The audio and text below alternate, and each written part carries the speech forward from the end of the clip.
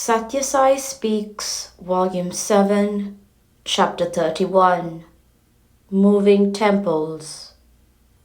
I am talking to the men and women I choose to be volunteers before every festival and advising them about their duties and the spirit in which they should execute them. But those who act according to that advice are very few. Each is engaged in his own selfish schemes. Each helps himself and not those who need help. This badge is a sign to indicate that you are unselfish, that you are willing and eager to serve. It is no decoration or prize gift. To have this and to wander about, lolling in the street, indulging in loose talk and evil habits is treason to those who expect to be helped by you. It is also sacrilege. You bow, fall at the feet, circumambulate the prayer hall, and perform all the exercises which proclaim that you are a bhakta, devotee possessing intense love to God. You declare before these very visitors that you are bhaktas, but your behavior gives you up. They reveal that you do not deserve the name. Sick people must be given immediate medical attention. Old people must be seated in the shade. Children must be fondled and consoled. Since there will be a gathering of many thousands for about 12 days and nights, some people interested in making quick money by transferring to themselves the properties of others may also be present. It is of course a sin wherever it is done. Here, in this atmosphere of Satya, it becomes doubly so. So the visitors who come have to be protected from their attentions. You have to be vigilant, discover such characters, and prevent their maneuvers. This badge is a call for help from the thousands of devotees who are coming here, in full faith that they have the Lord to tend them. Serve people with no thought of high or low. To be present here is itself a gift of grace, won by accumulated merit. To be endowed with the badge is a rarer gift. Make the best of this grand chance. This badge is a sapling that has broken through the soil from the seed of merit that you have sown in the past. See that the sapling is watered and fostered by your honest seva, service, not dried up in the dust of insincerity and hesitation. It provides you a valuable opportunity to cast off bad habits and assume good ones. You have to discard self-conceit and the craving for display so that you may win grace. Serve people with no thought of high or low. No service is high, no service is low. Each act of service is equal in the eyes of the Lord. It is the readiness, the joy, the efficiency, the skill with which you rush to do it that matters.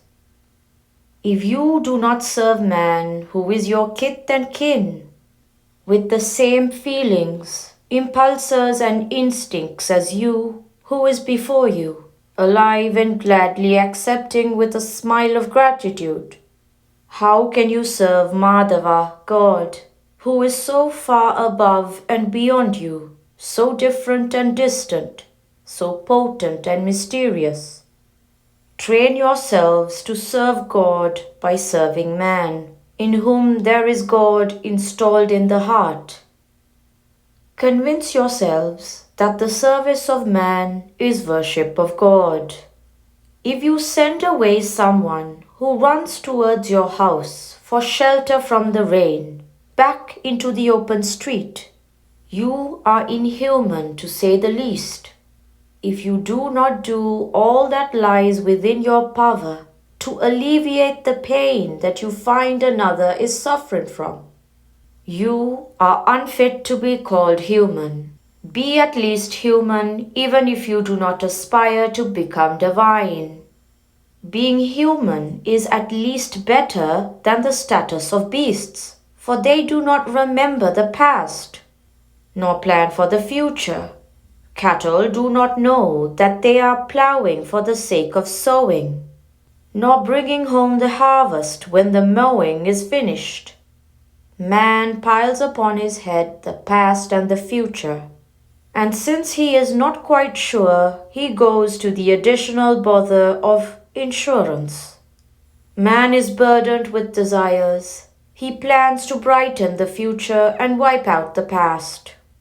The tiny seed of desire grows soon into a mighty tree, so you have to fry the seed in the fire of tapas, penance, so that it may not sprout. A volunteer is expected to be an example to all. The fire of detachment will fry the seed of desire down to the last trace of life in it. Mere transitory fits of renunciation will not succeed in preventing sprouting. Detachment has to be supplemented by the knowledge of the hollowness of the objective world. Else, humility and reverence are but clothes you put on while wearing the badge. When you take leave and move out from the gates of Prashanti Nilayam, the clothes are changed and the old tatters of arrogant egoism are worn. When someone uses harsh words against you, do not allow your pride to persuade you to retaliate with harsh words of your own. When one of your fingers pricks your eye, you do not turn against it and retaliate, do you? The person who was harsh is as much you as your own finger. You tell people not to speak aloud nor smoke.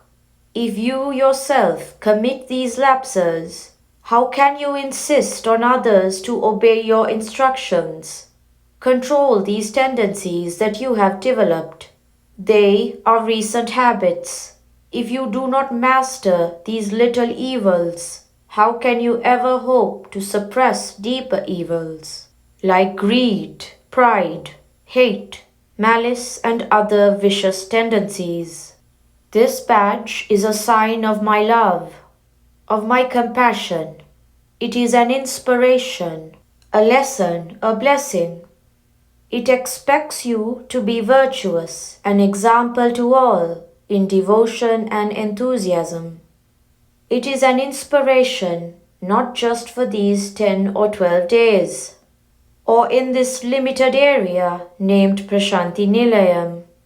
Wherever you are, at whatever time, do the duty that this badge demands, whether you have it on or not. Help others as much as lies in your power. If you cannot give them adequately, at least feel their agony. Alas, how much is the suffering they undergo? Lord, relieve it soon. Pray thus with all your heart. Shankaracharya used to live on alms. In the old days, imperial princes who studied in the hermitages had to seek alms and live on what they collected thus. This is for the removal of silly egoism. As pilgrims yourselves to the holy temple of Satkarma, righteous action, keep away your luggage, egoism, and enter the shrine to purify the heart. Deposit your luggage in the vaults of surrender, Sharanagati. Remember, the persons whom you serve are temples where God is installed. Worship them with the flowers of good words, timely help and vigilant care. Prashanti Nilayam, October 4th, 1967.